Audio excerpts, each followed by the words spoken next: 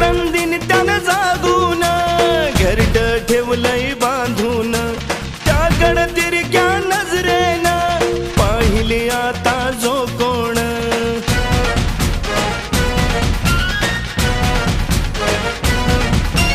रात्रंदिन त्यानं जागून घरट ठेवलंय बांधून, त्याकडं तिरक्या नजरेनं पाहिली आता जो कोण.